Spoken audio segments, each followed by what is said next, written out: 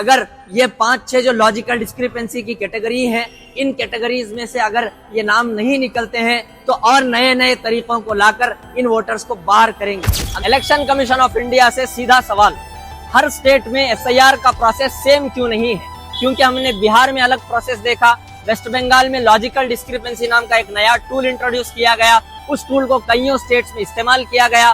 कर्नाटका में भी उसके इस्तेमाल होने का अंदेशा है। कर्नाटका के चीफ इलेक्टोरल ऑफिसर ने स्टेटमेंट दिया था कि 92% कर्नाटका के वोटर्स की डिजिटल मैपिंग हो चुकी है। अगर डिजिटली मैपिंग 92% वोटर्स की हो चुकी है तो फिर आप हर एक एन्यूमरेशन फॉर्म में मैपिंग की डिटेल्स का कॉलम क्यों दे रहे हैं, जबकि आपके पास डाटा मौजूद है? इसमें दो चीजें होने का अंदेशा है, या तो आपको आपके बीएलओस पर भरोसा नहीं है कि बीएलओस ने सही तरीके से मैपिंग किया है या ना किया है, या दूसरी वजह ये हो सकती है कि जानबूझकर लोगों को कंफ्यूज किया जाए ताकि लोग गलती करें। कि जितने भी नेम मिसमैच के केसेस हैं, जितने भी लोगों का पहले की लिस्ट में और अब की लिस्ट में नेम मिसमैच हो रहा है, इसकी वजह लोग नहीं है, इसकी वजह खुद गवर्नमेंट ऑफिसर्स हैं। क्योंकि उन्होंने तो बता दिया होता है कि अपना नाम क्या है, लेकिन लिखने वाला ऑफिसर अगर गलती करेगा तो उसमें एक आम नागरिक की क्या गलती होगी? ऑफिसर की गलती की वजह से आम नागरिक को सजा क्यों दी जाए? उसका नाम क्यों वोटर लिस्ट से बाहर रखा जाए, या उसको क्यों लॉजिकल डिस्क्रिपेंसी की नोटिस दी जानी चाहिए?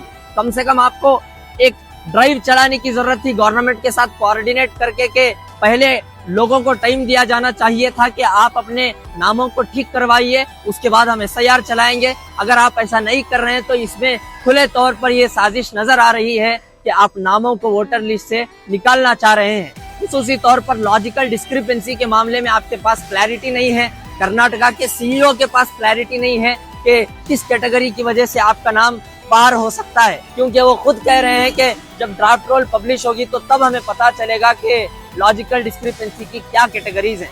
तो यहाँ पर एक चीज तो साफ नजर आ रही है कि इलेक्शन कमीशन शायद पहले से तय करके बैठा है कि इतने वोटर्स के टारगेट को हम वोटर लिस्ट से निकालेंगे।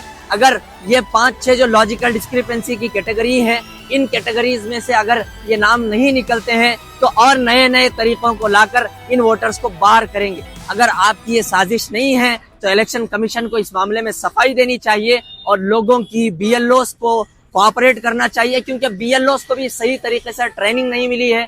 बीएलओस खुद परेशान है, फॉर्म फिल करने का तरीका कईयों बीएलओस को मालूम नहीं है। खुसूसी तौर पर बेंगलुरु जैसे बड़े बड़े शहरों में जहां पर हजारों लोगों की तादाद एक वार्ड में होती है, एक अपार्टमेंट में कईयों लोग होते हैं, तो ऐसे हाउस टू हाउस विजिट करके बीएलओस कैसे उनके एन्यूमरेशन फॉर्म को डिस्ट्रीब्यूट करेंगे, कलेक्ट करेंगे? तो ये सारे प्रैक्टिकल सवाल हैं, इलेक्शन कमीशन को इस मामले में सोचना चाहिए।